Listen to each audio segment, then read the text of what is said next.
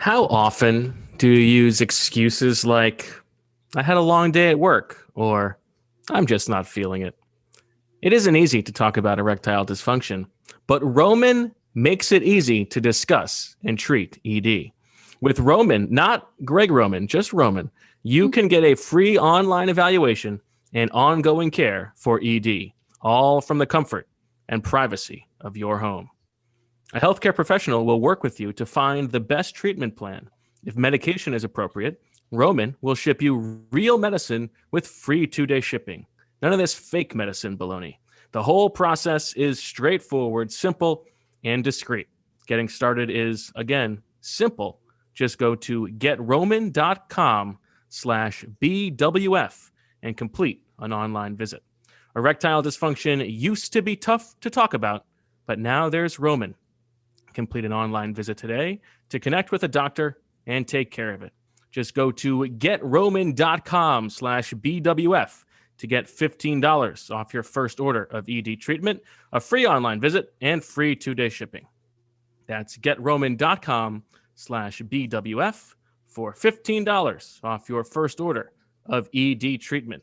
Ed treatment, that would be a funny name for a guy. Getroman.com/BWF.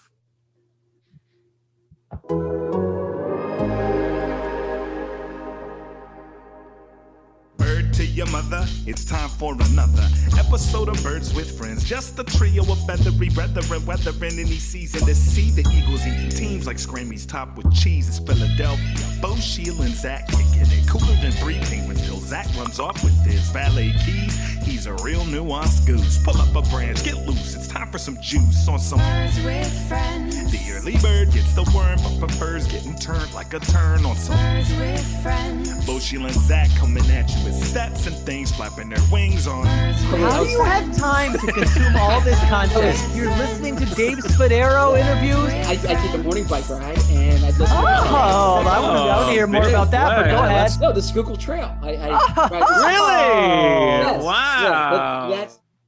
Hello, everybody, and welcome to Birds with Friends on a Monday evening. As the Eagles coaching search continues, this is Birds with Friends. We will have plenty to talk about. We'll talk about the Eagles' interviews with Josh McDaniels, Deuce Staley, Todd Bowles, Gerard Mayo. We'll talk about the explosive article from Jeff McClain about Carson Wentz's 2020 season. And we'll, just generally see if we can get under Zach's skin. Zach Berman, Marissa Morris, Sheil Kapadia here. Sheil, how you doing?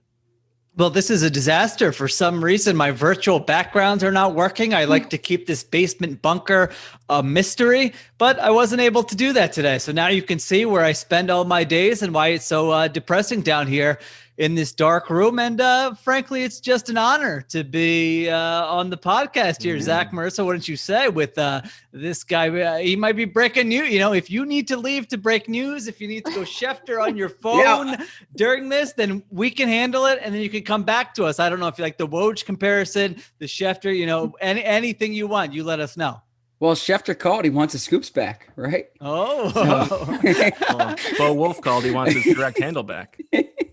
Schefter knows that this is the hour to break news because Bo's occupied with Birds with Friends. I got to tell you, breaking news, not my forte. Not really. Didn't enjoy the constitution of being on the edge if somebody else was going to break that. So, maybe one a year is what I'm going for. I knocked mine out in January. I'm good until next year. And you got to be buttoned up. You get one thing wrong on that bad boy with all the attention it gets, but you nailed it. So good job. Now, what do we got there? Is that an elliptical behind you? It's an elliptical. I like an elliptical. We got a turkey. We got a printer that's broken that no one can use. We've seen a printer before, a famous printer. It's just, the room is a disaster. I complain about it daily to my wife's chagrin because I am not good enough to do anything about it. But who knows? Maybe one of these days I'll actually have a nice background here. Marissa with the Big Flex mug. Yes, good, I had to do this. When you get tweeted by Shefty over there, it called for the Big Flex mug. Well, I got to tell you, the Big Flex mug is there, and we know that last episode I had the Ben Harris Brewers T-shirt, but I'm afraid that a little birdie who works for the Chicago Cubs has come in over the top We've got an NL Central rivalry. Got a Wrigley Field Wow. coming in. So the rivalry is on in the NL Central. If anybody works for the Reds or Pirates, or actually, I will not wear a Cardinals thing. So Reds or Pirates, let us know, and we can talk business. All right. Zach, Get to the you good haven't stuff. said anything. How you doing? I'm doing great. Excited for this podcast. Been looking forward to it since last Thursday.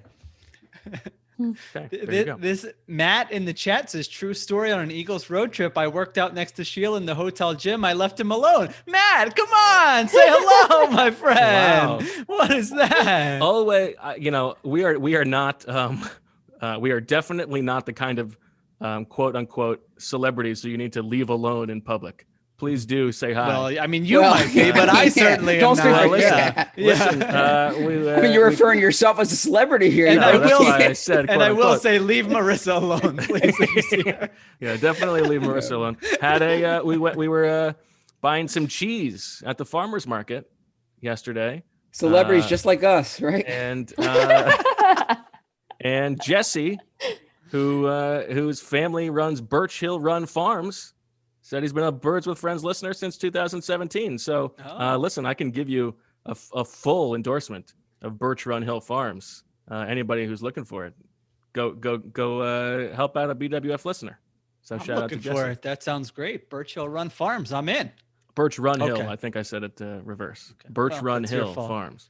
Okay, Zach, I feel like it's time to dust off the old breaking news, the old news jingle. Are you taking this segment? So no. Roll reverse. So Zach, there have been some developments over the course of the past couple of days since we last spoke. The Eagles still looking for a head coach. Where do things stand for the Eagles? I didn't know there was going to be a Got to do it. You got to get you going. The Eagles interviewed Patriots offensive coordinator Josh McDaniels on Sunday. Josh McDaniels, who was the Denver Broncos coach in 2009, 2010, was fired during the 2010 season, has been with the Patriots otherwise, except for 1 year as the St. Louis Rams offensive coordinator, has won 6 Super Bowls as a member of the Patriots, famously accepted the Indianapolis Colts job in 2018 before an about face, turning down the job, a decision that altered the course of Eagles history because they hired Frank Reich after Josh McDaniels turned down that job. So that was a notable interview, first reported by the Athletics' Bo Wolf and Zach Jackson. Credit to Zach Jackson there as well. Credit to Zach Jackson. Yeah, the both of you guys. But that was really the big news. The Eagles have had a few other interviews during that period that, or since we were last on the show that we've discussed, but notably since we were on the show. So Thursday night, that's when Robert Saleh was hired by the Jets. Okay. Since then, Arthur Smith hired by the Falcons, Brandon Staley hired by the Chargers. And that was a big one because Brandon Staley was supposed to interview with the Eagles this week. Dan Campbell going to the Detroit Lions. That really didn't affect the Eagles that much. I don't think that affected anybody except for people who want to laugh at the Lions. No, it affected you never know. It affected the Saints, but I mean, he was 5-7 as an interim I head think coach. Sean Payton will be okay. And so and that leaves the Eagles and the Texans right now still looking for coaches. There are a lot of interesting names out there, but it certainly seems like, I don't want to say that the Eagles are going to hire Josh McDaniels, but there's a lot of buzz around right now that Josh McDaniels could be the front runner for this job. So I imagine that will be the focus of at least the first part of the show here. Let's do this. Unless, Bo, did you have anything we need to get to? It's nice when you come in with a yeah. heater. Let's go with this exercise. Okay. Let's say you are the director of communications for the Eagles. Maybe you're even not Howard. I wouldn't say Howard Roseman. I'm trying to think of who the right person. I don't. You're the one who's good at role play, but okay. I don't even know if okay. I don't know what you're talking about over there, but I know it's prime time. But let's chill out there, Bo. 8 o'clock. Let's wait for the post game ones for that. So let's just say you're some type of Eagles ambassador. Okay, maybe you don't even work in an official capacity for the team, but you're pro team. Okay. So you're just like, I have this relationship with reporters and fans, and I'm going to sell them stuff. It wouldn't be what Howie Roseman would say. It wouldn't even be what the Eagles head of PR would say, but you're really selling the moves that they make. You're some kind of intermediary. Okay. So let's say that's your role. You're suggesting there are people with that hazy journalistic integrity? Or maybe they're not journalists. Not a journalist. Okay. No, okay. I mean, again, this is an exercise. I don't know who this would be. Okay. You're someone who is trying to, I don't know, maybe you're just a huge Eagles fan and you have rose colored glasses. Oh, huge Eagles fan. So, and you see, they announce a Josh McDaniels hiring and you see Sheil Kapadia rips off a tweet, just kind of saying this is a terrible hire.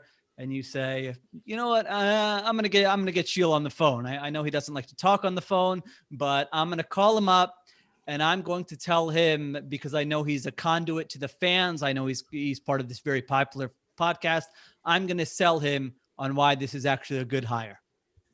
What would you tell Sheil Kapadia? And then I will tell you what I would actually think about Josh McDaniels, and I'll respond to your points. Zach, you want to go, or you want me to go? You can go first. Why don't you go? No, that's okay.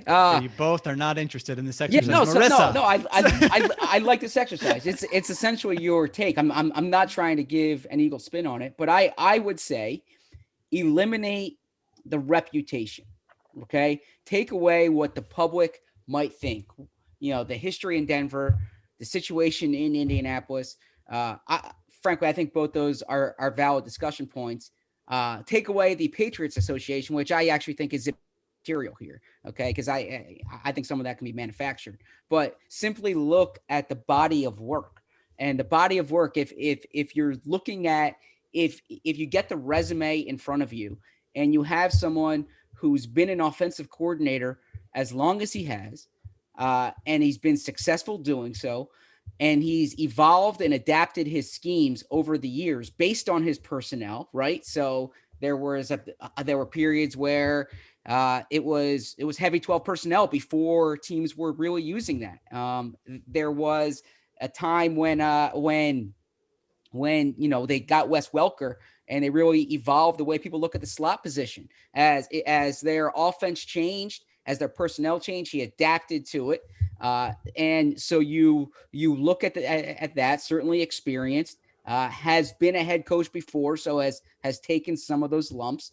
So I would say focus on the credentials, not the reputation. But I don't think now that's the ambassador talking. Okay. The kind of the practical balanced person would say you have to look at the person, because like I've said here, you're not just hiring a scheme. You're not just hiring a resume. You're hiring a person. So you really need to satisfy some of those questions that come along with that reputation. I think you hit on a few of the important things. One is that from an offensive mind perspective, he has proven that he is willing to adapt his scheme. He is not dogmatic. He will react to the talent that he has. He has a history of, in the Patriots organization, they are, generally speaking, analytically friendly. They are on the vanguard, or on the forefront of NFL trends. I think there's something to be said for that. I think if you were concerned that Howie Roseman and Jeffrey Lurie have been too meddlesome in matters of coaching and personnel, I would say that the hiring of Josh McDaniels is a good sign, because this is a person most likely who is not going to allow that to happen. He's not going to take this job if it is his understanding that Howie Roseman is going to build his staff, or he is not going to have a firm hand in matters of the 53-man roster. I think if the expectation is that this organization is facing a significant rebuild and there are tough decisions that need to be made, and you need somebody to then teach younger players how to win in the NFL. This is me as the ambassador. This is not me. Then Josh McDaniels can do that. And I think that if you look at his head coach history, both the Broncos and the Colts backing out, while there are red flags there, and Denver was 10 years ago. He's grown since then. The Colts, it didn't look good, but there are a few things you don't really know about what was going on there. There's more to the story, but what you can say about both of those situations, he built great staffs at both of those places. So I think you can trust that he's going to build a good staff. And listen, he has proven he can be flexible with the scheme, so it doesn't matter which quarterback we bring back. He has experience with both types of players.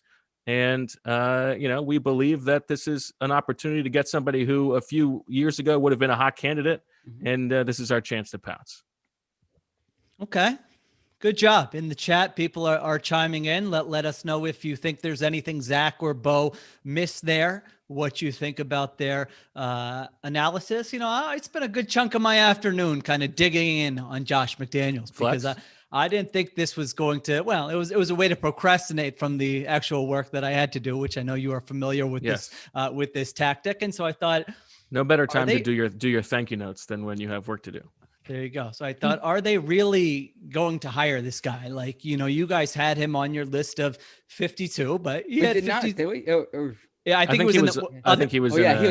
Yeah, he was another. Okay. Yeah. So how many were they total if you add the others to the 52? No, it was 52. Oh, that was part of the 52, right? Yeah. Okay. All right. So you did have him in there, but I thought I can't see it. I mean, is this really going to be the guy they hire? They're going to move on from Doug Peterson and they're going to go to Josh McDaniels. And so dug into the background a little bit today. And so just the Brady aspect of this, right? I mean, we can talk all about how he's adjusted the scheme and the personnel.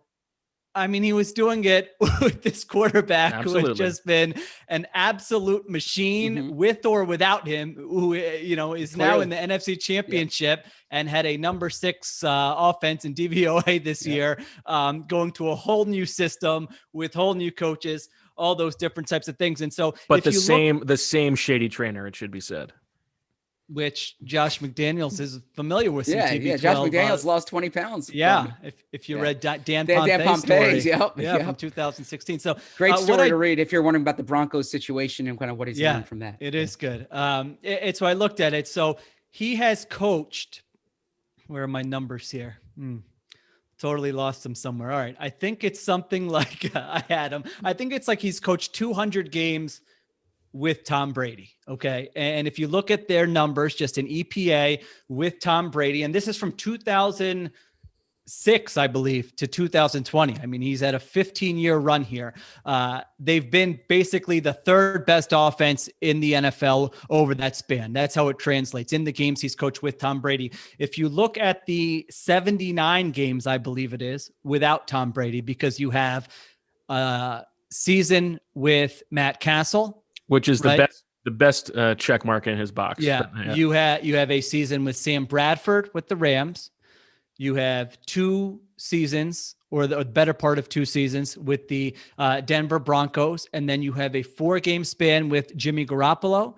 And then you have a 16-game season with Cam Newton. So it ends up actually being a bigger sample than you might think without Tom Brady. His offenses have been the equivalent of the 19th ranked offense in the NFL over that span, 24th in passing in terms of EPA. Now, the quarterbacks he was working with in those other stops were Kyle Orton, Sam Bradford, Cam Newton, Matt Castle, Jimmy Garoppolo. I am skeptical that this is some type of great offensive mind. I mean, there are so many hoops you have to jump through to really get to Josh McDaniel as a great hire here. Now, McDaniels, you're jumping into the way he's going to be called for the next 3 years before he gets fired. Listen, is there a chance that he's one of these coaches? Pete Carroll talked about this in Seattle before. He said, he was fired twice. He had to rise from the dead to get his coaching career back. And then he ended up having a great career at USC and with the Seahawks. We have seen guys get fired before. Bill Belichick was obviously fired before. We can go through all the different names, and then they come back and their second stint is much better. His first stint, I know it was a long time ago. There are so many red flags with that first stint that, man, you really got to hope he learned, I mean, he was the worst type of coach in Yes. Denver. Every red flag that I hate, whether it was, Yes. He was a control freak. This is all documented, and we can get to some of the specifics. He was a control freak. He had full say in personnel. He did not care about connecting with players. When he didn't like a player, he traded them. There was a player for the Broncos who said that he's never played for a coach who guys wanted to play for less than Josh McDaniels. Fewer. They had I think the quote was less, though. Thank you, my man. Yes. They had a video scandal. Do you remember Yes. this? Yeah. Well, I was looking it up. I didn't remember it, but I was reading about it the other day. Yeah. They The had chat remembers. They blamed it on I think Steve Scarnucci. Steve Scarnecchia was the video coordinator, Sorry, and it was at Scarnucci, Wembley Stadium, and he's recording the 49ers walkthrough. Yep. Josh McDaniels knows about this. He tells him he doesn't report it. They get fined $50,000. If you read the Denver Post story from when McDaniels was fired, they thought that was like a huge factor in it. Like he might have stayed on if it wasn't for, so they thought that was really like, oh my God, this guy didn't say anything about this. So he had that. So he had all these red flags. I mean, again, the offense is like, if you want to be generous about it, he's been able to produce mediocre offenses with not great quarterbacks. Well, Is that why you hire a coach? I mean, because he produced mediocre offenses with not great quarterbacks. And so you look at all these different types of things and you're jumping through all these different hoops to justify Josh McDaniels. And we wonder why minority coaches in this league are so fed up when you've got to give me this kind of explanation to justify him getting hired over all these other coaches who have put in the time, who have none of this baggage. And it's insane. And so if they hire him and Jeffrey Lurie is up there telling us about Ray Rhodes in what year was it? 95. 1995, how proud they are of that track record. I mean, they absolutely deserve to get crushed if that's what they end up doing. Again, maybe it'll work out. I don't want to act like right away what coaches are going to be good. Correct. When they hired Doug Peterson, if I was working in Philadelphia, I probably would have said, what are they doing? This is not a good hire. He won a Super Bowl. Some of them said that too, probably. Yeah. That's right. Others have been wrong before, but my gosh, this feels like, and it feels also like they're going in like the opposite direction. You know, when owners and teams do this all the time, right? They have one coach, like with Chip Kelly. All right, lacked emotional intelligence. Let's go get Doug Peterson. He has emotional intelligence. Let's look for a guy who has an absence of emotional intelligence. You don't have to get away from the stuff Doug Peterson did well. And by the way, I mean, the most interesting aspect perhaps to me about this is the Howie Roseman aspect. I mean, does anyone in their right mind think that Josh McDaniels and Howie Roseman are going to be a cohesive unit for 5 to 8 to 10 years that gets along well and leads this franchise to the promised land? So actually, and some people mentioned this in the chat, if you feel like this organization needs to get away from Howie Roseman, I think that's correct. They need somebody to really just step in, a coach who says, I mean, Chip Kelly was the only guy who was able to kind of get him out of the way. But if you're Jeffrey Lurie, you're not really thinking like that, right? So I don't know. I was just rambling, but those are some of the things that come to mind. So Shield just did a very effective bow move there. Okay? Yes, I know exactly what you're going to say. What did I do? So basically, you made us make the case we didn't want to make, so you could make the case. Yeah, you guys. Now you can tell me what you agree with. No, you guys go and support this wildly unpopular candidate. I don't do that. And so then what this is not a bow move.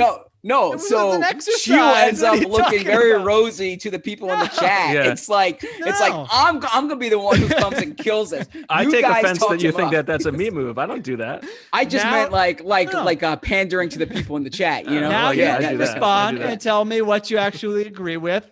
All right, we don't have to do before we do that, Shield, we're going to do a segment. I want you to hold on. The chatters want me to just do this by myself because they can't believe you guys love Josh McDaniels. Yeah. So, Shield, we're going to take a little break. We want you to pretend that you are a Fox News anchor and make the case for storming the Capitol. If you take a look at me, they would not allow me to be a Fox News I would love a gif of the face that Marissa just made. That was very good. Zach, do you want to respond? I'll let you respond. I'll let you go first. That's okay. That's well, first of all, you left out one of the funniest things is that in that control of personnel, trading up or whatever to get Tim Tebow in the first round. So that tells you his using his first pick on Noshan Moreno. Yeah, My wife just texted me, "You're screaming." I was worried. I didn't know what was going on. I'm being a little loud in my in the way I speak here. Sorry, I'm doing my job. Yes. Yeah, I think all those things you said are accurate, especially in relation to this guy getting another shot versus equally qualified, if not more qualified, minority candidates, and the Eagles like boasting of their Ray Rhodes hire. I think that what would be so crazy about a Josh McDaniels hire is it seems so antithetical to like the Eagles way that Jeffrey Lurie sort of boasts about. And you go back to winning the Super Bowl and Lane Johnson saying he would so much rather win one Super Bowl playing this way than have to play for the Patriots his whole career. I don't think there's any expectation that like Josh McDaniels is going to loosen up and be this like players coach. Now, maybe you think you don't need a players coach, and maybe you think because you're turning over the roster, you need a little bit more of a disciplinarian, but that is not really the way that Jeffrey Lurie likes to run his team, I think. And I think it would be such an odd admission of like Patriots envy, or just like really like a complete overcorrection, that it is surprising to me. Now, the one thing I will say, we make fun of these things, and I don't like to say like we're hearing things, or we're like in regards to the breaking of the news. But I will say there's a characterization that like this is like the Eagles scrambling because they lost out on a couple of their top targets. My understanding is that Josh McDaniels has been in the mix from the beginning, and has always been a candidate. So this is not just scrambling. This is and listen, we talked about it during the press conference, like Jeffrey Lurie dropping him on a first name basis. Yeah. Obviously, this is someone who he has some type of relationship with. So I would just say that. Yeah. So I think you all made valid points. I don't want to repeat what you said, so I'm going to look at this I'm going to critique this from a different angle. Yell if you don't mind. I'd have an objection with the process here, in the sense that when Jeffrey Lurie was answering Shields' question at the press conference last week, he said that he's looking for a leader. He's looking for, it doesn't, he doesn't have this predilection for offense. He leans towards offense, but really leadership's most important.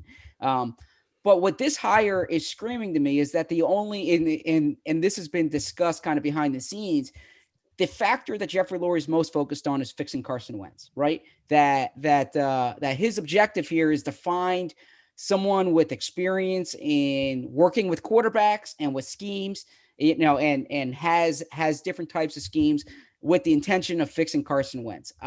Now I'm not like so hardened to think that just because Josh McDaniels coached a certain way when he was 32 and 33 years old, that's how he'll coach 11, 12 years later. Like if we think back to some of the things we might've done 12 years ago, we could probably shake our heads and say, you know what, I was right. Probably arrogant in that situation. I didn't have perspective in this situation. You're a byproduct of your experiences. And I don't want to like be swayed by an article, but what the article that Shield was referring to, the Dan Pompei article, it was basically when he got fired. He called his father, who's a very well-known high school coach in Ohio.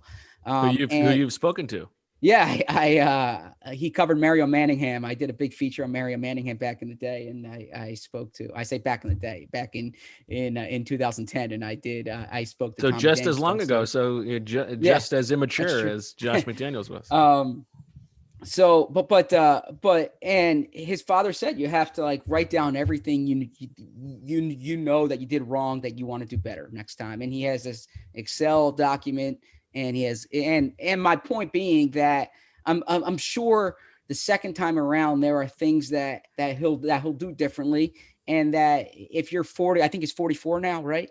If you're 44, you're probably different than you were when you were 32, right? And so he has a lot of experience there. That being said, that hurts a little more. And then also, but yeah, that being said, I don't know if what you're getting is not, it really hits me. They're focused so much on the quarterback aspect of it, on the offensive system aspect of it. And I would also look hard at the Colts job in 2018 by any objective measure is better than this job right now. Right. And he backed out of that job. And there's a reason. And I think that is a bigger red flag than the Broncos. So what is going on? Is it simply that he wants to be a head coach and he doesn't think Belichick's leaving anytime soon? Is it that he saw that he doesn't have the same success without Brady and he wants to try to catch on to something while it's still there, right? Because he was a hot candidate in 2018. He was a hot candidate he's nowhere near as attractive as Robert Saleh. Let's be fair. He's not the big time candidate anymore. The other thing too, and Bo referenced this is that the process itself, it really seems like he was a guy that they were targeting, that this is something that was intentionally not out there for a while. Like they wanted this. I think both sides wanted this behind the scenes, right? And so I never like when you have your end goal in mind when you go into a process, right? Like what you want to do is you want to talk to all these people and you want to be able to be swayed by them. And maybe I'm wrong here, but this strikes me based on some of the things that you were hearing, Bo, and that we were talking about, that this is something that had been in the works for a bit. And that always concerns me, because then how objective are you being in your search? The one thing you said that I disagree with is the read that hiring him would be all about fixing Carson Wentz. Okay. Because I think it's more about bringing in this, a program builder for lack of a better phrase. And I think that the heater is really dialing up here. What history does he have as a program builder, though? I agree. That's the biggest question. Yeah, probably I agree. Exactly. I agree about that. But I think it's sort of a Patriots envy type thing. Oh, I think it's an offensive mind thing. And I think the other thing is, I think they will sell that he has experience with both pocket quarterbacks and last year with Cam Newton, more of a mobile quarterback. And I think that allows them to think they have the flexibility of doing whatever they need to do at the quarterback position. This is a coach who can mold the scheme around either Carson Wentz or Jalen Hurts. I don't read it as this is the guy who can fix Carson Wentz, because if that were the case, I think they would have gone harder after Arthur Smith. I think they would have shown some interest in Brian Daboll, who they have shown no interest in. I disagree with, but I think your read on both of those is incorrect. I think they were late on Arthur Smith, number one. I think when we know you love Artie. When he went down to the Eagles, he was pretty far along with the Falcons. Yeah. And I don't claim to have like a scoop on this. This is only based on what I've read. But I think Brian Daboll, I think it's the other way around. I think they would like to talk to him, but I don't think he's as interested in this job. I don't believe that. Or the reports out today was that he doesn't want to talk to them until the season's over. I don't believe that. Buy that? I think we're learning that Daboll is not that good of a candidate. Maybe he's never going to have a better time to strike than right now. I think you can make a case that he is good friends with Josh McDaniels and doesn't want to go head to head against his boy. But I don't buy that he's too good for this job, because it's not like he didn't get the Chargers job he thought he was going to get. I think he's just being a little bit sour. That's true. He may already know or think strongly that Josh McDaniels is getting this job. So, when you interview for a job and don't get it, maybe he doesn't want to, he figures why be part of that process. I also think, sorry, before you go, Sheil, I also think and now maybe this is just cloak and dagger or checking their boxes, but the other people they've interviewed are not just quarterback fixers, No, Todd I Bowles agree. That's why I'm saying that's why going for McDaniels would strike me as they're focused on that element of it. Like they're focused on the offensive mind who's worked with quarterbacks. And I think they would have brought in more quarterback guru type guys. But anyway, like who? I mean, yeah, no, I don't know. I don't Like, feel. Go I don't ahead. know, like a Kafka, like a Pep Hamilton, like a I don't know. There are other guys out there. All right.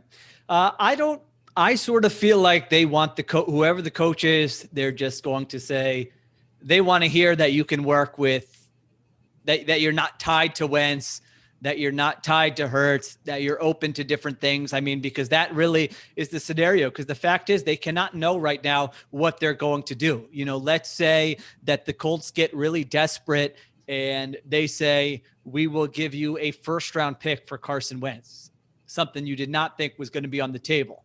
And you're going to, I do not think they would turn that down. And so I think Howie and they have to plan, to that point, they have to plan as if Wentz is going to be here because it's not really up to them. They need somebody to be willing to trade. If they don't get that offer, yes. They can't if they just don't cut get him. that offer, Right. then they got to keep him. You're not going to give him away for nothing. But I don't, Zach might not be totally off base. I mean, the best case scenario is that Carson Wentz is their quarterback and he plays really well.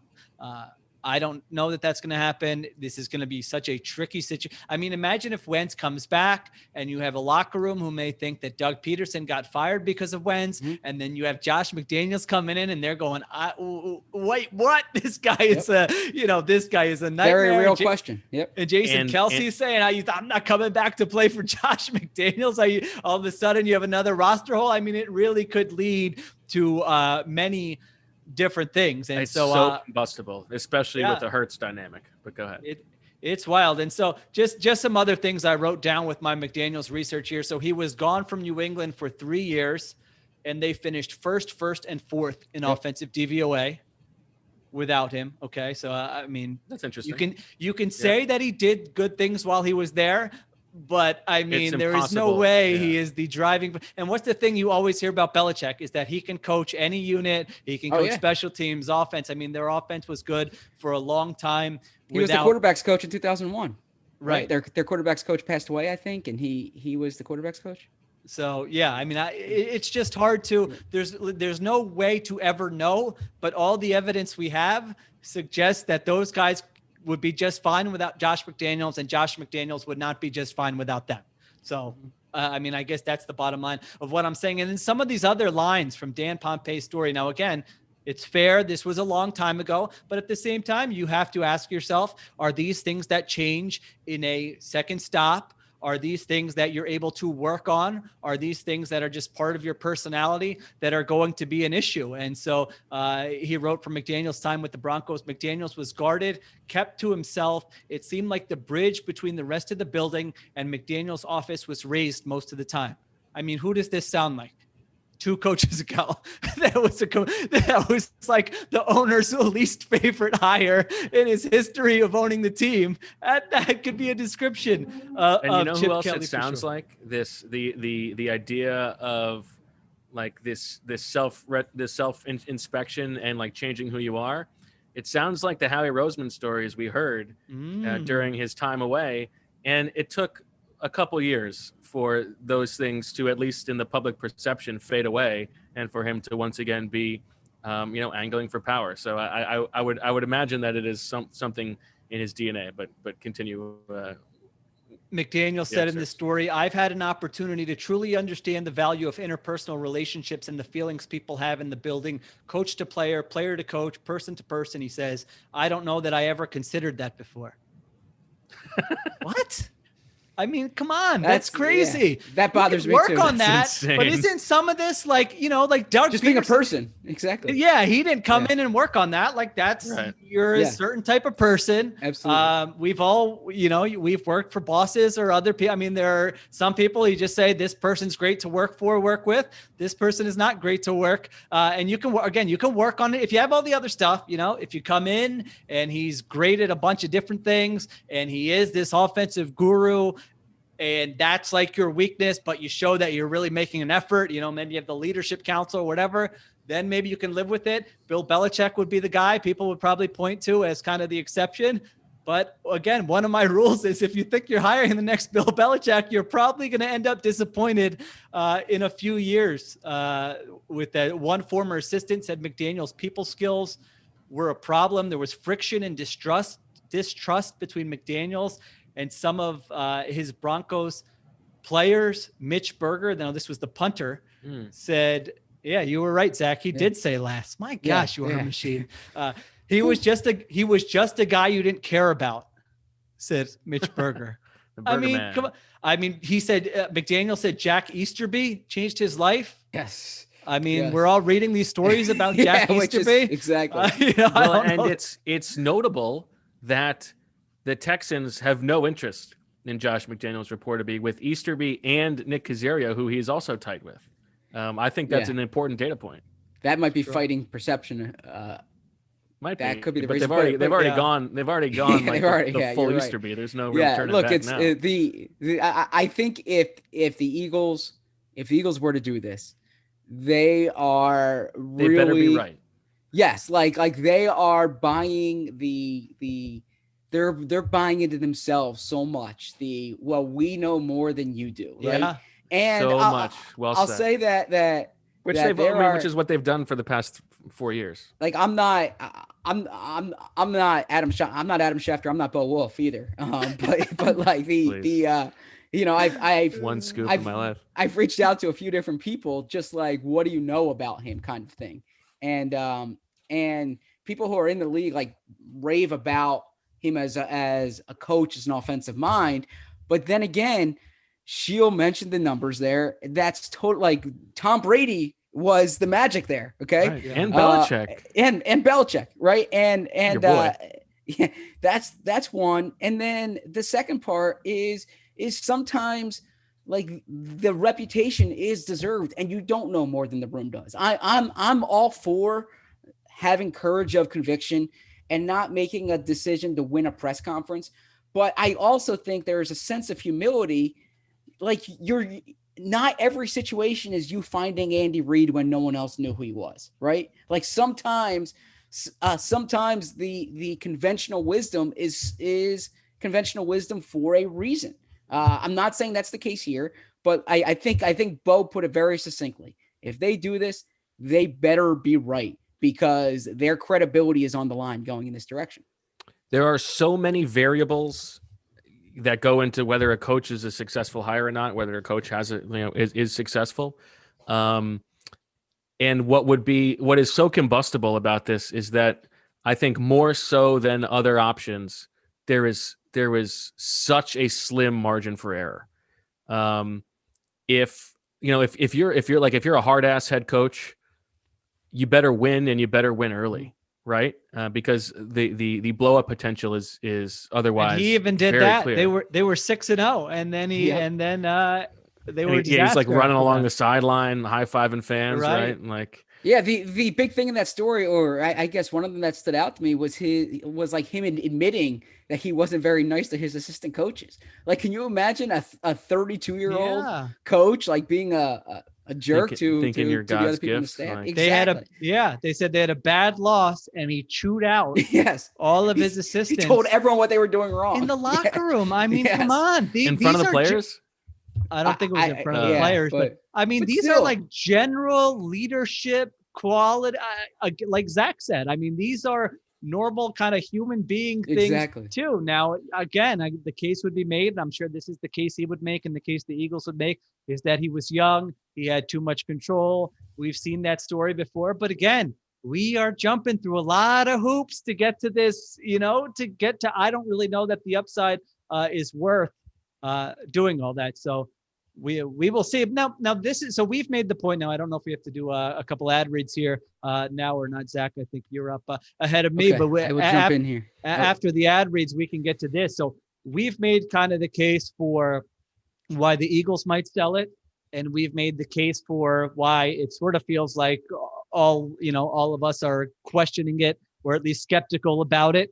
Having said, we don't know exactly, we don't have the same information, but what I would like to get to after these ad reads are what I'm surprised most by is that this is the guy they're targeting with their motives and their decisions, because from that perspective, I also think it doesn't make a lot of sense.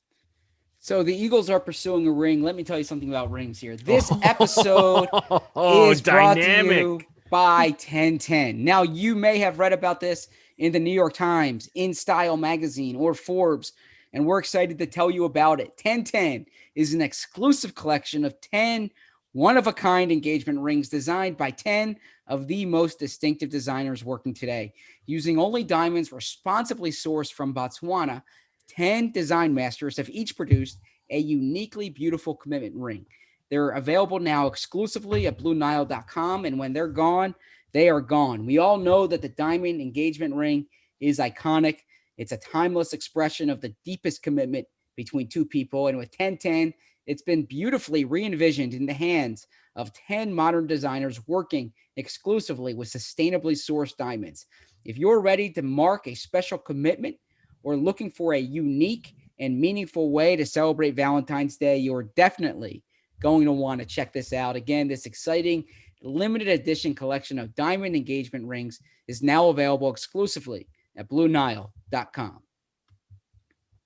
All right, I got to tell you about Four Sigmatic. I would say around 3 o'clock, I brewed up some Four Sigmatic today. This episode, of course, is brought to you by Four Sigmatic, a wellness company that is well known for its delicious mushroom coffee. Now, don't get the wrong idea. This doesn't taste like mushroom. This is just coffee. And I got to tell you, I had a nice, I just go black coffee. I don't put any of these sweeteners or anything in it. I need it nice, strong, bold, and it is a very good cup of coffee. Four Sigmatic's mushroom coffee is real organic, fair trade, single origin Arabica coffee with lion's mane mushroom for productivity and chaga mushroom for immune support. Again, I had this earlier today. You could look at me now, 9 o'clock. I'm usually about to fall asleep on the couch, cursing all these sporting events for starting too late. I'm a ball of energy right now. Mushroom coffee is also easy on your gut and doesn't leave you with that awful jittery feeling or midday crash. All Four Sigmatic products are organic, vegan, and gluten-free. Plus, every single batch is third-party lab tested to ensure its purity and safety, so you know you're getting the highest quality coffee and mushrooms possible. Now, you're probably thinking, does it taste like mushrooms? Again, I'm telling you, it does not taste like mushrooms. It tastes like the coffee you love. Brews dark and nutty and tastes incredible. Over 20,000 five-star reviews. And best of all, Four Sigmatic backs their products with a 100% money-back guarantee. Love every sip or get your money back. We've worked out the size of that thing. Exclusive offer with Four Sigmatic on their best-selling mushroom coffee, but this is just for Birds with Friends listeners.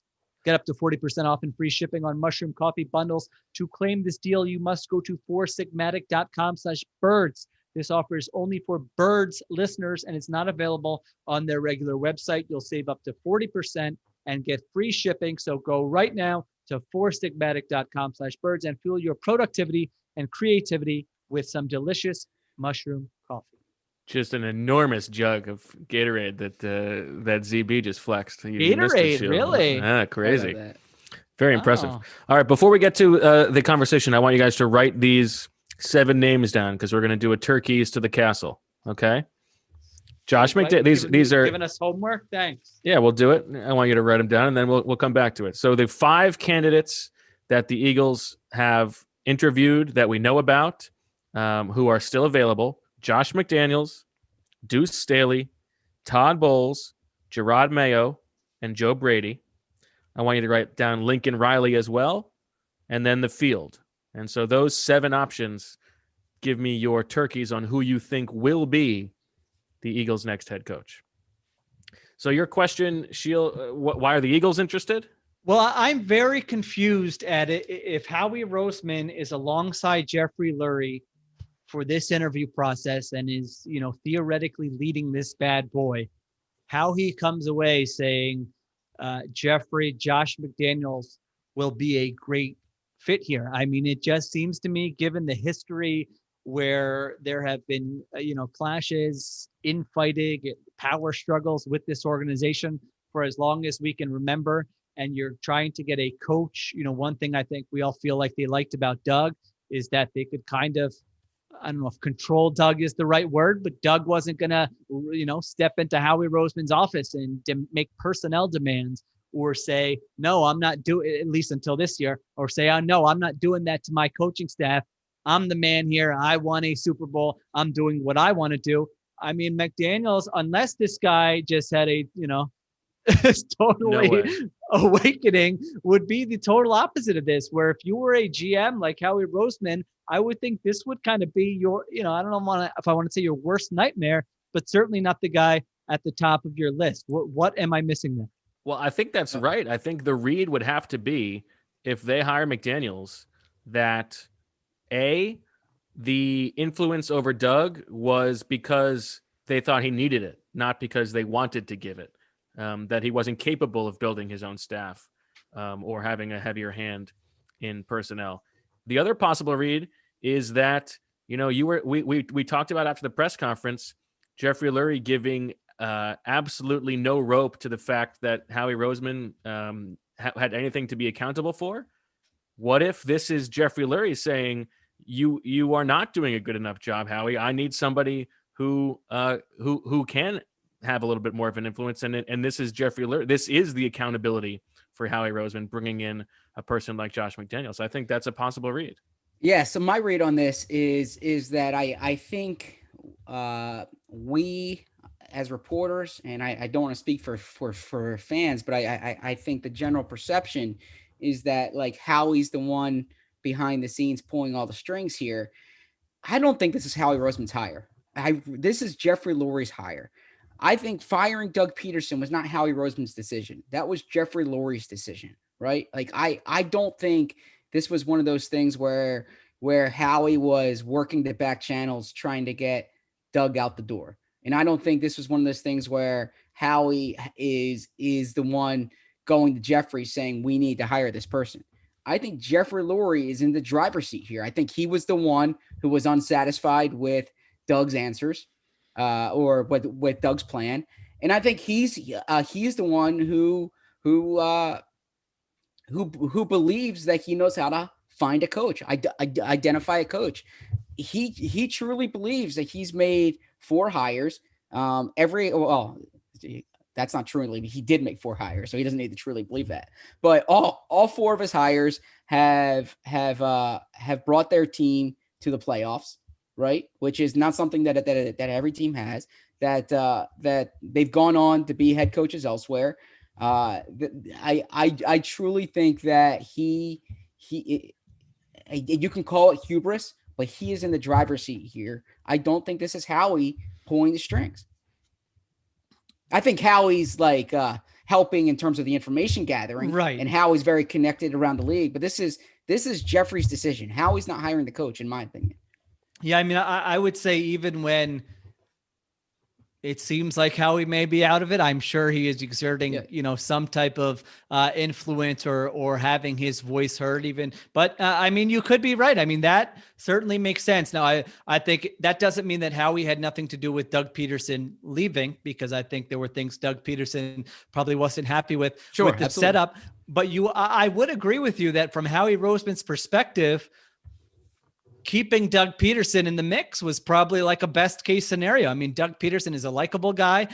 Maybe Doug Peterson wanted some changes, but it's not like he was saying, I'm running the draft or anything like that. He certainly might've wanted some stuff, but Howie probably felt like he could find some type of middle ground there. And now you're going behind, door number 2, and it could be a complete wild card, which means something totally different for his career, for the next few years, for his decision-making, for his day-to-day, all these different types of things. So, your theory there, I think does make sense. Okay. Have you guys written down your turkeys? Yeah, but I didn't like what I wrote down. Me neither. I need to tweak them. Okay. So you're going to kill time? You want me to? Here, I'll kill some time while you get your turkeys in order, and then you can kill some time while I get my turkeys in order. Zach, okay. I don't know where you are. There's a lot of people in the chat. Thank you, everybody, for joining us today. Is Jeff Lurie's son involved in Eagles decisions? That's Zach has a note on that. Yeah. Zach, So what do you got? Yeah. So Julian Lurie, Jeffrey's son, was in the. He was in the interviews with Doug Peterson. If you go back and read Doug Peterson's book, and I actually read it again. Which you make a habit of weekly. I read it again yesterday. There's this one anecdote. Yesterday you read the whole book? It's a very quick book. It is a very quick book. It's a I very actually quick remember book. going. You know what? through There it, are yeah. people like me out there who there's like no such thing as, we hate when people say it's such a quick read. You No, know? it generally Nothing is is a quick read for me. Is that- It takes a Sheil, long time. I My mind 100% wanders. agree with you. I go back. Yeah, no, it's. I 100% agree with you. And this was a quick read. I promise. This is a very quick I read. I actually promise you. listened to the audio. I kind I of think like we that talked book about more it. than a lot of people. I think yeah. Zach, before he worked at the Athletic, lent it to me, and Yeah. I breezed through it in a night, I believe. So yeah, so it's Lex? it's the type of thing that there was this anecdote that I was looking for a few days ago, and I couldn't quite find it. I it's in my mind, and I read the book again. It's not in the book, so I might be missing something here. Maybe it's in your book. I don't think so, because it's something. It's like a good morsel of information that I would have loved to have. It was probably something I heard from someone else, and I conflated it with the book. But the interview process. So he talked about the people who were there, and one of them was Jeffrey's son. So he was in the interviews then. I don't know if he's there now, but he definitely was in 2016 in the Kansas City hotel room. Okay. Bo, did you get your turkeys in order? Yeah, I got them, but I still don't like them. But yeah. Oh, okay. All right. Let me get mine in order here. Zach, are you good? Good enough. Yeah, I Okay. mean, yeah, good enough. And Marissa, what's new with you? Not much. I'm loving the comments in the chat. It's been pretty spicy tonight. So people are pretty fired up about the Josh McDaniels interview. So Big we'll see what McDaniels fans. happens. You know what I want to ask you about? You had a tough. Our last podcast, we did this whole thing on Robert Saleh, and then it breaks that night that he's going to the Jets, and you had to do a late night pod, didn't you? Yeah, I had after we got off this podcast, I had 3 podcasts to edit. I was like, all right, I'm gonna have some coffee, power through this. I'm editing, and my boyfriend turns to me and says, pull your headphones out of your ear. I pull my headphones out, and he said, the Jets hired Saleh. I'm like, haha. And he's like, no, I'm serious. Like, go on Twitter. So yeah, that was pretty disappointing. I mean, Jets fans are happy. No one likes a coaching hire at 10:30 p.m.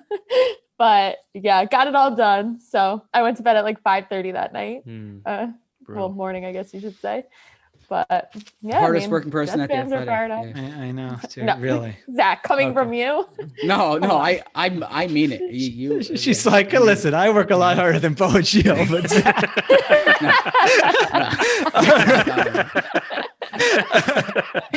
all right, I got my turkeys in order. Let's start with Todd Bowles from last year. Todd Bowles, who we have not talked about. Zach, the Eagles interviewed him virtually today. There's some flexibility this year. Usually you wouldn't be able to talk to him until the week before the Super Bowl, but if there is owner approval from the team the coach is on, guys can interview virtually. So Eagles conducted that with him today. I think we talked about it before. His track record with the Jets is probably better than it looks record-wise, given what he had. I would say his defensive acumen is pretty strong. The Eagles know him well from his time with the team in 2012. My biggest concern would be his offensive pairing with the Jets was pretty underwhelming. So there'd have to be a real heavy sell job that he can help foster a creative offense. A quick Todd Bowles question for you, by the way. In your chat the other day, I was reading your chat, and you said he's the candidate who would have the hardest time with the Philly media. I was curious. I don't think I said that. Did I read that incorrectly? Maybe somebody else said that. I don't think I said that. Okay, that was going around somewhere because maybe I said like we would have the toughest time because he wouldn't give. There was something like that, and I was like, he has a great sense of humor. Like he's very honest. Like there was one post. Well, Sheil mentioned in our last podcast where he was like, it's a middle school defense, but there was a game that there was a notable press conference when the Jets lost. It was, I think, week 15 of his last or week 14 of his last year. And he was basically like the whole team played like beep, and he just repeated that. And then there was also the time when Geno Smith got punched in the face and he walked into the media room and he was like fired and he told them right then and there. Yeah. He like walked in. Yeah. So I think he has like a I think he'd be fun for us to cover. Oh, okay. I think there was something somewhere that said he ended up by the end of his tenure there was giving very Belichickian press conferences, but it might have just sort of worn on him there. In Dan Pompei's profile, and I mean Dan Pompei is like absolutely awesome in terms He's of the coach all these whisperer. coaches, yeah. But he had a thing in there that Todd has this great personality, and he didn't let it show enough in New York because it was like an overcorrection to Rex Ryan before. Everyone wanted like him to get up there and be funny, and he said, if you want to see me laugh, take me to a comedy show, not a press conference, something like that. So Okay, I'd take him. Yeah, I'm sure you would love to take him to a comedy. I would love to. Yeah, that'd be a great athletic story. I have one turkey for Todd Bowles. Ooh, okay. One? I have 15 here. Wow. Yeah, I had 15 too. I mean, I Yeah. would go to 16, but that would be unfair. So I'm going to go with what I wrote. I know in that building, there are people there who think very highly of him. I think the offensive pairing that Bo mentioned is absolutely correct. That's like a fundamental question. I would point out that he wanted in 2016, he wanted John DeFilippo or 2017, and Jeffrey Lurie blocked it. But there was a connection there. But yeah, I mean, I know he's very well regarded in that building. Okay. Now we haven't talked about Jeff McClain had a great article in the Inquirer about Carson Wentz, because you mentioned John DeFilippo, so it made me think about it. But one of the big points in there was that Carson Wentz was not being coached hard enough. And we can get into this stuff with Doug later, but that has been sort of this thing that has, repeated itself over and over. And Jeff had some good anecdotes in there and further reporting. Josh McDaniels, this would go to your theory, Zach. I mean, he would probably go and he would, MF Tom Brady back and forth. And so if you feel now, I think sometimes I think this kind of thing is totally overblown. I don't think one player needs this specific type of coaching and, that's the only way they can flourish. I think there are different ways to get your message across. I think there's nothing worse than a coach who tries to be inauthentic and go outside his personality because he thinks that's what his weakness is or whatever. But that could be a sign that they feel like, hey, get Josh McDaniels in here. He will be more in that John DeFilippo mode of really just getting after Carson Wentz, and he's not here to be his buddy. And that's what we need to get the best out of him. So that's something else to keep in mind. I mean, a Bowles and DeFilippo battery, I would probably say that's a fine combination to give a shot to. I would not have an issue with that. I don't know. I mean, like that. Well, Flip's history has not been very impressive since leaving the Eagles. Yeah, that's true. But it was impressive. That's going to be the head of the offense you bring in is a guy who's failed so many times. He's the Bears quarterbacks coach. Well, I mean, I think if you look at it, it was two and situations. talk about no new ideas, bringing back the one guy who was with Carson in 2017. That would be, I think that would be uninspiring. I think it would be okay. I mean, you are right. It is sort of a red, it can be perceived as a red flag. The guy's had 17 jobs in the last 3 years. But, if you drill down and did your homework and you said, well, the one job was with Mike Zimmer, and Mike Zimmer, gets rid of his offensive coordinator every year. And the other job was with the Jaguars, who are the worst franchise in the league. And, this year he was a quarterbacks coach. Now, again, there's no evidence that he did a great job at all this year. I don't have anything against him specifically, but as the offensive coordinator paired with a defensive head coach, that would be a bit of a tough sell, I think. Okay. I wouldn't hate that. I have Bowles at 15 too. I don't think Bowles would be a bad candidate. I think that would be fine. Okay. Gerard Mayo, what do you guys have? I had 5. I also have 1. Okay. Oh, I have 5 also. I think Zach and I are doing this similarly. Now, I might have had 1, but Bo's boy, Peter King, what did he write today? That they were impressed with Mayo? Yeah, something along those lines. Again, I'm not going to sit here and tell you I know whether Gerard Mayo would be a great coach. If you're going to, I would rather take a swing on someone like that, though. And congratulations to Zach on D'Amico Ryan's promotion to defensive coordinator. You don't have to congratulate me. I had nothing why to are do you with it. congratulating Because Zach? he's a big booster, big D'Amico booster. Look, We I all like think D'Amico. Of course. yeah, I mean, but I think I'll say this: if you're gonna hire Mayo, I would talk to D'Amico. That's what I I mean. would agree with Yeah. that. Yeah. Yeah. Okay. We talked about him last time, but let's talk a little bit. Joe Brady. Do you believe there's a chance that Joe Brady could be the Eagles' next head coach? I have 5 turkeys. I had gave him a 15. Ooh. I gave him a 5 also. Yeah, I mean, I- I'm skeptical of it, but because they could have done it already if they wanted to, and it might, it might be a little early. But I'll repeat the sentiment I had the other day. Like, it's better if you think someone can be a good coach, be a year early, because you might not get that shot again. So I always err, like, don't worry about age if you have conviction on the personality and the leadership. I don't know if they do. And it probably is a bit too soon, but I wouldn't rule it out.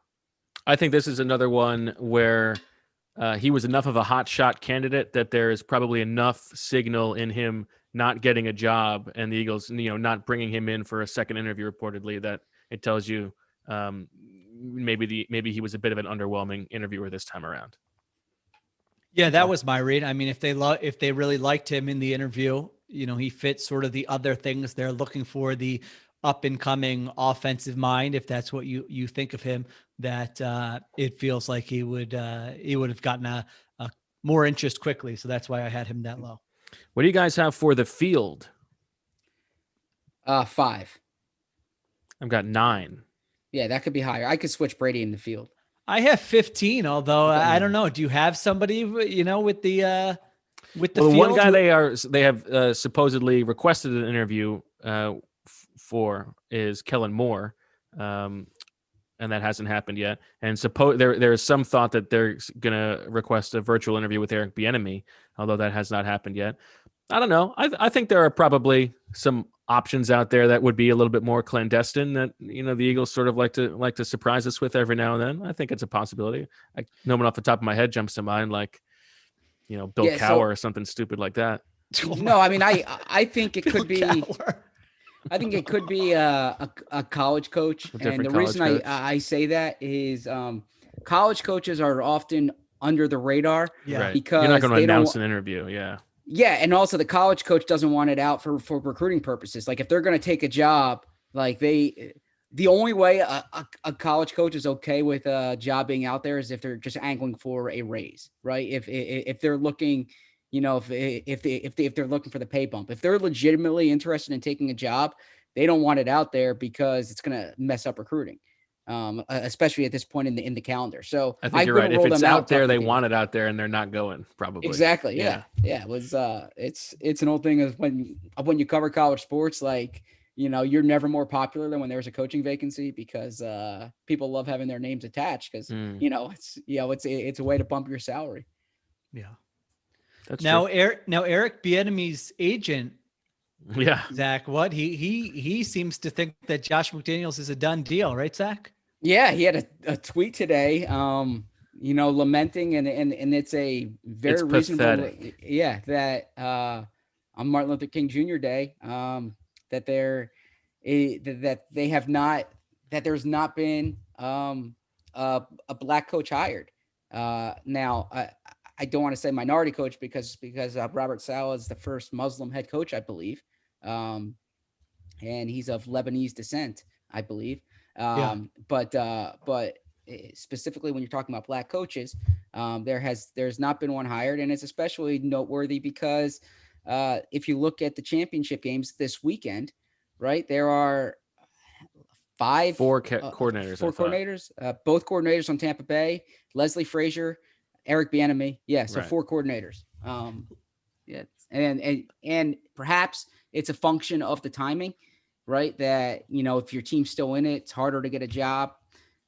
I think I've been banging the Leslie Frazier drum for a while. He got an interview with the Texans, but exactly. He seems like why wouldn't you want to talk to that guy? Yeah, Leslie Frazier and Byron Leftwich could fit in that field mix, right? That's true. Sure. Okay. 100%. Leslie Frazier's got Eagles experience. Yep. He's worked with that Ravens team too. He has head coach experience. Has playing experience, so like can connect with the Yeah. players. Yeah, there's a lot. Guy There's I'd a like lot, to talk to.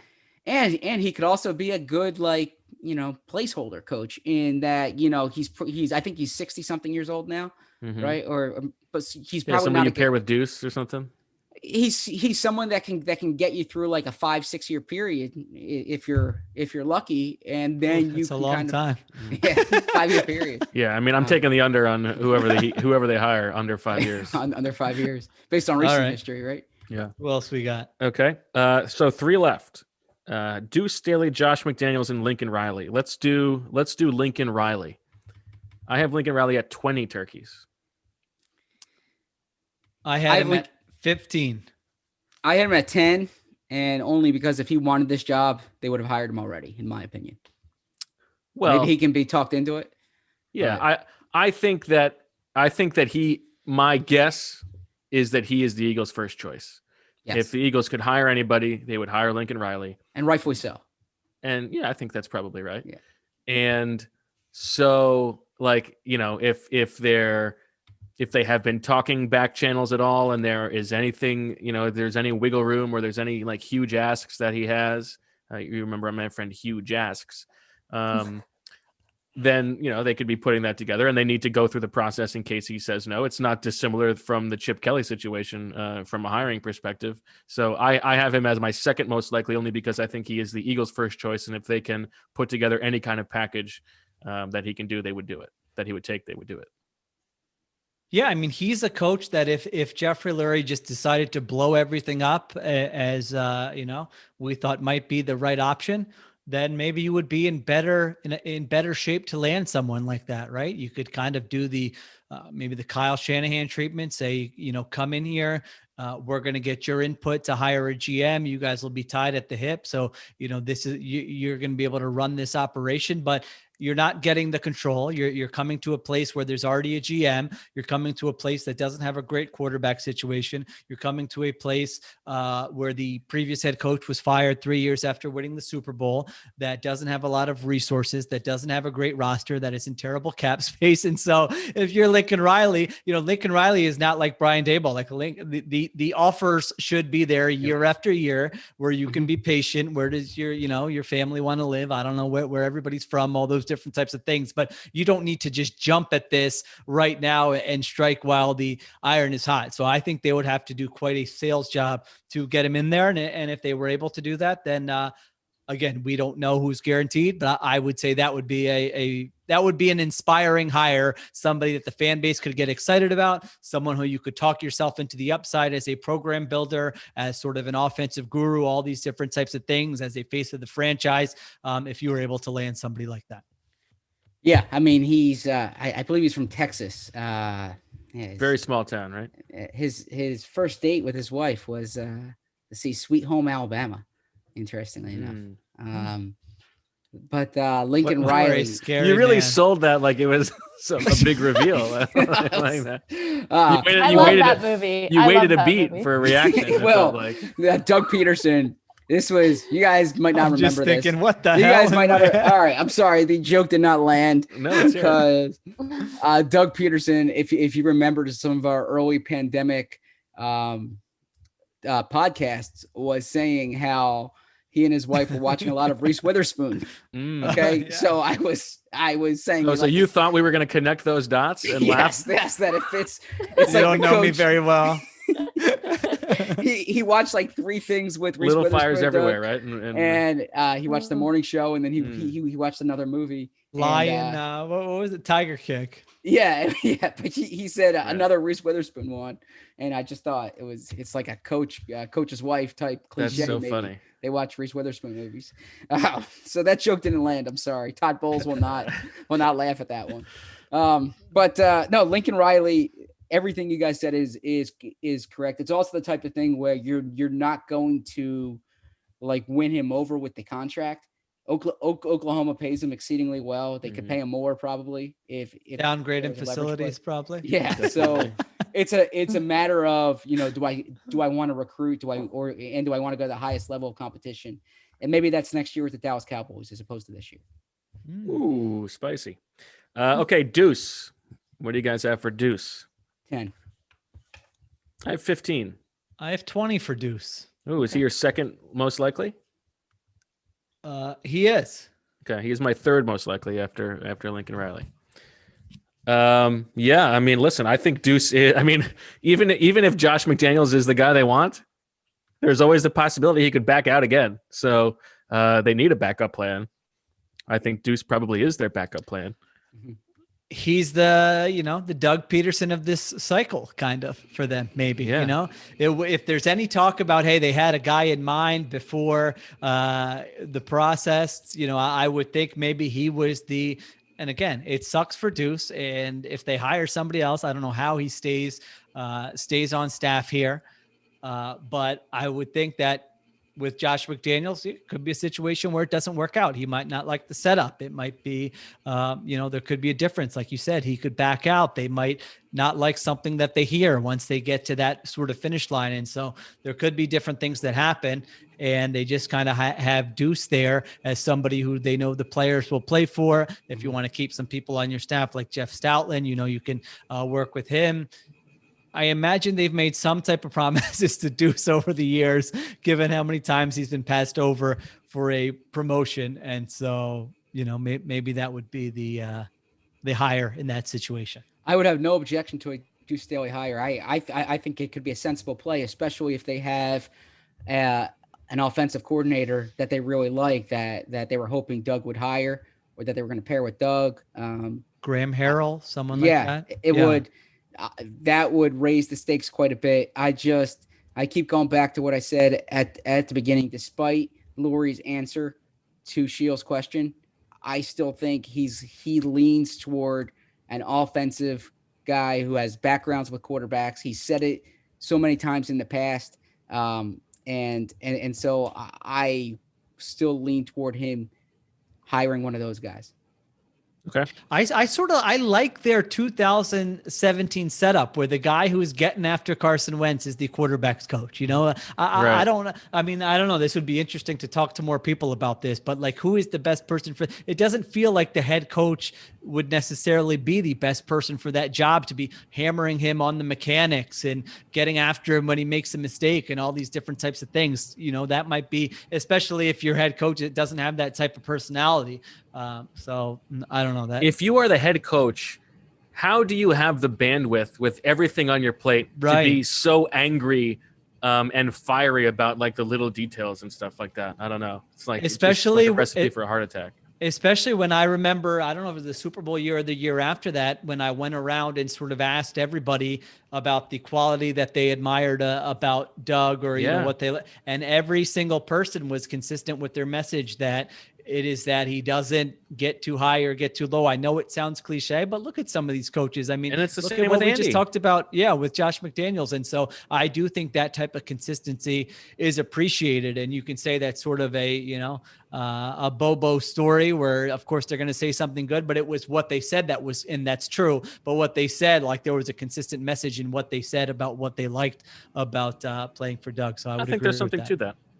Okay, so last one, Josh McDaniels. I've got 49 turkeys. Wow. I've got 25. I was going leader. More with I was diversifying. You were spreading the wealth assets a little more. Yeah. Yeah, I went 25 too. I know the buzz is there, and it very well could be what they decide, and I don't think it would surprise anyone at this point. And I think even at 25, less than 50%. I've got him as the favorite, but I don't know. I mean, I look at some of these things in his background, and I just wonder if you're going to be able to sell yourself on all those different types of things because you feel like the upside is that high and because you feel like he's the perfect guy for the job. I mean, someone in the chat said that Howie's, if Howie is whispering sweet nothings, he might be pushing for somebody like Deuce, right? Somebody. I think that's the best one for Howie. Yeah, that's the best one for Howie. And so if he's saying that, and then Judd Fish.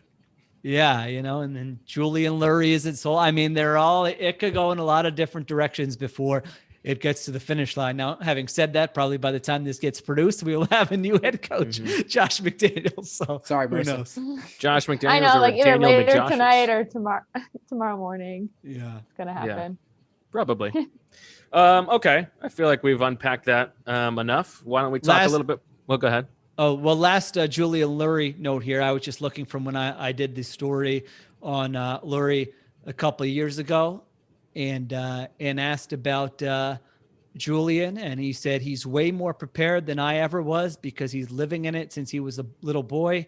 He's very analytical about every decision we make. We discuss every team and every aspect of it. He loves the Eagles and he loves the NFL. So it's a wonderful situation. And he was not, during that conversation, not pushing back at all about the idea that Julian will be taking over the family business and it's just a matter of time. Yeah, I think that's probably right. Okay. Any other thoughts on the Jeff McClain article that you touched on briefly, Sheila? I think we should spend some time on this bad boy. It feels like that was like 6 months ago. I did not. On Saturday. Yeah, I took all my notes on McDaniels. Well, so I gotta say, big year for McClain. Yeah, he's doing a great job. Bang up job by Jeff. Absolutely, it was a great and story. a good example of how well sourced he is that he's been able to do this in the pandemic year. Absolutely. Yeah. I mean, I think the big things that really stood out to me were that I think someone called it a quote unquote pissing match between Wentz and Peterson, where Wentz would just be going to the kill call at the line of scrimmage, kind of just to spite Doug. And it really had gotten that bad, which was, certainly news to me. I didn't think it was a great relationship, but I also, speaking honestly, did not know that it had kind of gotten to that level that Carson Wentz went to Howie Roseman and Jeffrey Lurie after he got benched, right? That was to kind of complain about what had happened. I thought that was also a good nugget in there. And so you kind of, the wheel starts spinning about, how it felt to me like they were still thinking strongly about bringing Doug back, but they also had to have thought that there was no chance they could make that relationship work going forward, because it does sound like it was as fractured and as much of a disaster as guys like Chris Mortensen had reported previously. I would say I thought it was damning of two things. One, it did not paint a great picture of Wentz's, mental fortitude, especially the going to Howie and Jeffrey after he got benched and complaining about the treatment. If that's the accurate representation, that's not great. And it was also very damning of, this too many cooks coaching staff that they put together last offseason. The line about Scango didn't know what he was doing. Like, nobody really knew what he was doing, and neither did he. It was very funny. Literally nobody knew what Scangarello was doing, but he did get hired. Kyle Shanahan did hire him, so he's back in a good place. There you go. So those were I think those were my two big takeaways. And who knows what like the instigating incident was with Doug and Carson, why things got so sour, but that is obviously not a tenable long-term situation. Yeah, you guys touched it well. Good and a great job by Jeff. I worked with him 7 years, so I know how well he does it. What's your best story of working with Jeff? And how many of me and Sheil equal one Jeff? Look, I love working with you guys as well. So it was. I'm very happy here at the Athletic. I'm very happy here at the Athletic. But we're doing the T-Mac thing here. I know what you're doing. I'm not comparing. And my best story, I wouldn't say it without running it by Jeff first, because there were quite a bit. But no, I think what Jeff did a good job with, especially, was a lot of these topics that we've been discussing throughout the year and frankly speculated about. And like literally, if you go back to the press conference, two of the press conferences, he was asked specifically, like, are you hard enough on Carson Wentz? Does your friendship with Carson Wentz affect the way you coach? Like these are things we've talked about. Carson Wentz killing plays at the line of scrimmage, right? We've talked about the different dynamics in the building, and in particular, and we've spoken a lot about Carson's personality. And I think there was a quote in there that really encapsulated something that we've talked about with Carson, and that's that he thinks everyone there is working for him. I think that was the quote. And Carson's very much like people, people around him are there to support him. And the organization has gone out of their way since 2016. You can use the word enable. I think they would say this. I think the word they will use is support. But there are different rules with Carson Wentz. And I thought that quote really kind of encapsulated that to me. But yeah, so my takeaways was that it was a lot of the stuff we've been discussing, and he did a good job putting it all together.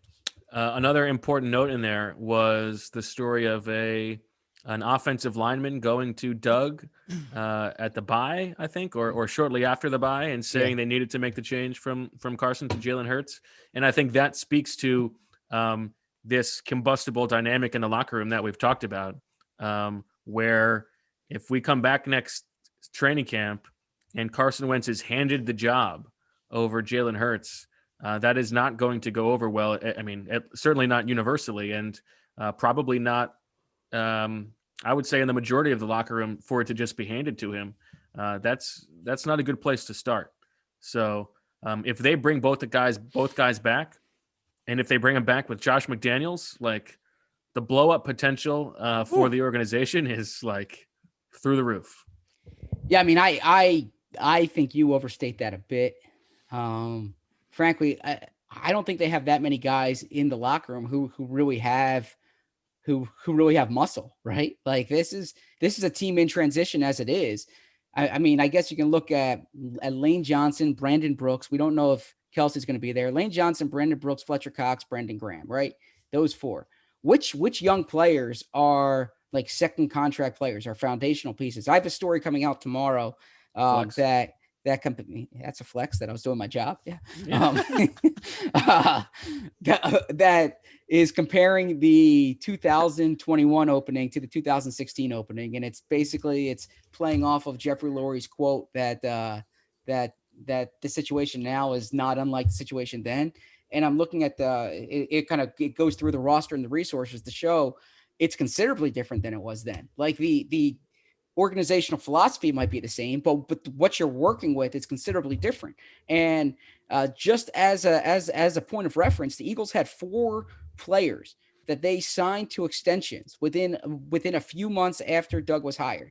Zach Ertz, Fletcher Cox, Zach Ertz, Fletcher Cox, Lane Johnson, Vinny Curry. And that doesn't even begin with guys like Malcolm Jenkins, Brent Selwood. They redid their deals. Like guys who they gave legit big time contract extensions to, because they identified them as the core players going forward. And went out and signed big money young free agents like Rodney McLeod and Brandon Brooks. But like which under 25 players are definitely which under 30 players? There's nobody good. There's nobody good. Yeah, there's no good young players on the team. So the players between like 26 and 29, they have a few who signed second deals already. Carson, Isaac Seumalo. Right. There's another one I'm missing. But then but under like Miles Sanders and Derek Barnett are really the foundational pieces, if you will, for the 25 and under. And I don't view Miles Sanders as a foundational piece. Exactly. I don't know if they're going to sign him to a second contract. Derek Barnett, I like Derek Barnett, but there's no guarantee they're going to sign him to a second contract. Yeah. I think Josh Sweat is Sweat is the best young player on the team who is going to be on the roster in 2 years, who we know is going to be on the roster moving forward. In 2 years, we don't know that. Well, why is he agreeing to an extension here? I think they will sign him. Okay. But yeah, I mean, Dallas Goedert, okay, that's fine. Oh yeah, you're going to pay him at the top of the market. They like the next person on the list they'd probably put is like Jalen Reagor or Avonte Maddox. Like, are you guys excited about those players? No. And Jalen Reagor is not that much different than Nelson Aguilar going into the 2016 season. Right. But Mailata. And then Dillard, but you don't know about either of them. My point is this idea that like Carson needs to win over the locker room again. I would say like they don't really have that many guys who like need to be won over. They need to get behind Carson because Carson will be the one with the muscle. No, if Carson's back as the like franchise quarterback, he has the muscle, right? Yeah, but the muscle doesn't matter. If the locker room hates the guy, or if the locker room doesn't think he's earned the job, the muscle doesn't matter. Like if he's here and Doug's not, it shows you who they sided with. Yeah, but I'm just saying I don't like that's still going to be a terrible dynamic in the locker room if that's the case. Maybe so. I mean, the young guys are probably are half the ones who like Jalen Hurts. Like, yeah, I mean, I just think like they're not gonna make decisions based on like how Quez Watkins feels. Yeah, I think Maybe they should. I think you're misinterpreting what I'm saying. Yeah, maybe I'm not saying it the right way. I think the thing is that if you bring both quarterbacks back and you name Carson Wentz the starter, and players on the team are saying, why is he the starter? We saw how he played last year. And then all of a sudden you've got this new coach who people might not love. And then all of a sudden you're 2 games into the season and Wentz is playing poorly. Now, all these things that already happened last year could happen to a greater degree. Also, if you're a new coach trying to instill a culture of competition and you hand the keys without any type of fight or competition, we know Jalen Hurts thought like from day one that he was better than Carson Wentz. He didn't even need to see Carson Wentz struggle to believe that. And so now all of a sudden he's not liking it. And you do have some younger players like a Jalen Reagor. I'm not saying that you're making decisions based on that, but the younger players could certainly side with a guy like Jalen Hurts. All of a sudden, maybe Zach Ertz is gone. Jason Kelsey's gone. Well, now who are Carson Wentz's guys in the locker room that he's come up with who have even seen him at his best in 2017? So it is a very tricky situation all around for sure. And, the Four Sigmatics wearing off, so we can save the rest of this for our later podcast. Yeah, it goes back to the Kelsey quote. The minute that the locker room doesn't feel like you're putting them in the best position to win or playing to win, you've sort of lost the plot. If they don't believe that it is a meritocracy as to who plays on the field, then I think you're in for a long road. Okay. All right, we'll be back in 12 hours. Okay. Well, I'm curious. How do you guys think this week plays out? Well, actually, I did want to talk about this. I'm sorry, Sheil, but there are competing notions, right? Because there are 2 jobs left, and there's one idea that what's the rush now that 5 jobs have been filled. You can take your time to better know these candidates, but the flip side is definitely that the longer you wait, the more difficult it's going to be to fill your coaching staff. Yeah, so I don't know. I think I would be pretty surprised if we don't have a head coach by Thursday. Boy. And if we don't have a head coach by Thursday, does that mean that they're waiting on someone still coaching? Do you think? Yeah, I would say if it doesn't get done by this week, then it's I would say a lower chance that it's going to be Josh McDaniels, because there really should, if that's the guy you want, there really should not be much of a holdup in hiring him. If that doesn't work out, then yes, it could be that you're like, all right, back to the drawing board, and let's maybe it's you make another run at Lincoln. I don't know. Then you got to go back and see what your other options are. But if you feel like you love McDaniels during this long interview that you had in Florida and he's your guy, I don't think money is going to be a holdup. I think any coach who comes in would know what the personnel situation is, and those things would already be in place. What do you think, Zach? Yeah, I think she'll put it well. I mean, I think the only holdup now, if you have a guy you like, the holdup would be power, right? If someone wants control of the 53, if someone wants control of the game day roster, these are all like you can, because I don't think those usually come up until you're actually negotiating, right? That's like the leverage play, and I don't think the Eagles are not going to hire a guy because of money. Like Sheil said, I think it would be roster type stuff. So I'm not saying that they've squared in on McDaniels yet, but I think if they have someone in mind and it doesn't work, then that's probably at play. I would agree. If there's not a hire by Thursday, I think it's someone who's still coaching or they've just reset the search. very, very quickly. I know. Oh Sheil. my I gosh, know. unbelievable. I have to give the playoff chest puffin draft update because you are in the lead, and it will be decided this weekend. Oh. So Sheil had the big victory he needed. He took the Bucks first overall, and so that was a 10-point victory for Sheil with the point per seed, a 5 seed plus the 2-point multiplier for the divisional round. So Sheil has 15 points from the Bucks and 6 points from the Bills for a total of 21. Zach has 2 points from the Saints and 2 points from the Packers for a total of 4 points. Zach unfortunately cannot win; he has been eliminated. What else is new? And I have 5 points from the Ravens, 6 points from the Rams, 6 points from the Browns, and 2 points from the Chiefs for a total of 19. So my only path to win is if the Chiefs beat the Bills and the Packers beat the Bucks. Oh, that's the most likely outcome. Yes, but I mean we're talking about both toss-ups. So if Yeah. that holds, then I will be the victor, and if the Bills or Bucks win, Sheil will be the victor. Mm. And who knows who Victor will be? Shout out to Victor, our loyal grammar police. Goodbye. Okay. That'll do it for this episode of Birds with Friends. For Sheil, Zach, and Marissa, I'm Bo. And if we don't talk to you before Thursday, we'll talk to you Thursday. But we might be talking to you sooner than that.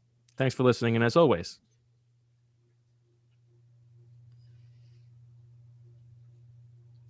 Oh my God. we love you.